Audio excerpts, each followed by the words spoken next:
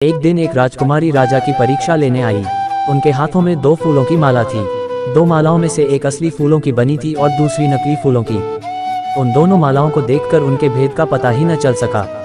इस कारण राजकुमारी ने दोनों मालाएं राजा के सामने रख दी और पूछा, हे राजा, अगर आप समझदार हैं तो बताएं कि इनमें से कौन सी माला असली है।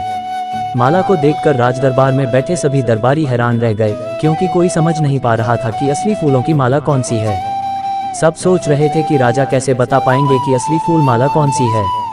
माला देखकर राजा भी चिंतित होने लगा।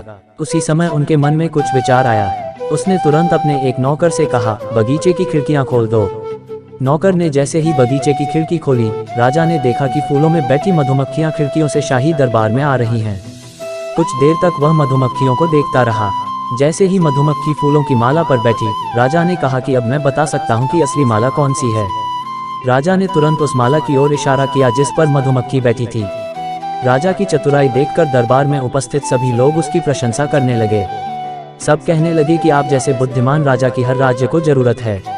राजा की बुद्धिमानी देखकर राजकुमारी भी प्रसन्न हो गई। उसने भी बुद्धिमान राजा की प्रशंसा में कुछ शब्द कहे और अपने राज्य के लिए रवाना हो गई। यदि व्यक्ति अपनी बुद्धि का प्रयोग करे तो वह हर प्रश्न का सही उत्तर खोज सकता है और हर समस्या का समाधान भी खोज सकता है। दोस्तों, आपकी क्या राय है, हमें कमेंट करके जरूर बताएं। धन्यवाद।